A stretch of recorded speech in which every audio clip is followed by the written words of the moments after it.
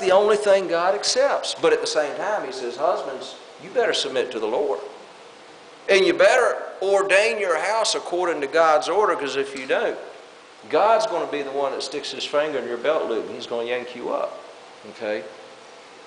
So nobody gets away from it. God will establish his authority. Now, he will either do it with you or he will do it without you. Okay? He will either do it through you or he will bypass you, push you to one side, however that may be. That may mean the graveyard. But he will get you out of the way and he will establish his authority one way or the other, because it has already been determined in heaven. And we will not escape it. God will do it. His authority will rule the earth. You know, when Jesus Christ comes and sits on the throne and establishes his reign, you know, I want to be one of the ones that's inside that kingdom, ruling and reigning with him. I don't want to be on the outside, and I especially don't want to be on the other side in the valley of Armageddon. But there's going to be a lot of people that still think they can fight against God and win. They're going to have a big surprise.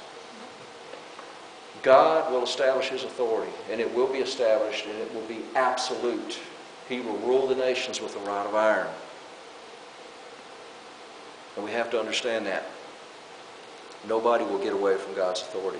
So God's given us a choice, and he's being merciful for the time being.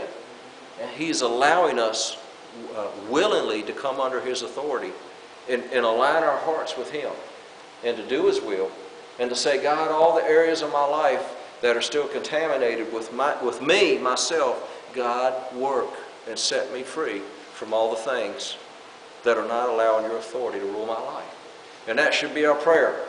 You know, many times you got people that teach all these things that we need to pray in all these secret formulas. Basically, all you need to pray is, God, forgive me for being a rebel and for doing my own will.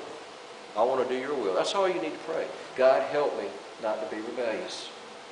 Because that's all it is. We're all rebellious in some area of our life, or in various areas of our life.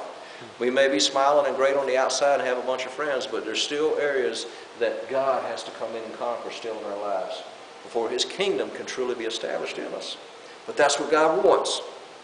Okay, it's God's desire to use us, you and I, to establish his kingdom through people that are submitted to him. That's his will, and that's his calling to us, and we need to understand that. So God's given us the grace to do it. God's given us his mercy, and he's allowing us to walk in it. You know, if God was really super displeased with us, he'd go ahead and kill us. You know, God loves us, and he's merciful to us. He's long-suffering, and he's patient. And he's just saying, this is what I want. This is what I want. Okay. All right, that's enough preaching. Now, I want to pray tonight. The announcements will be last, so don't run out when we get through praying. I want to pray tonight. So first I want to know, does anybody have any needs? Mr. Taylor has a big knot on his head. Did he fall down again? I don't know, but it's big. It's like this big. I don't know. Man, okay. He probably fell down.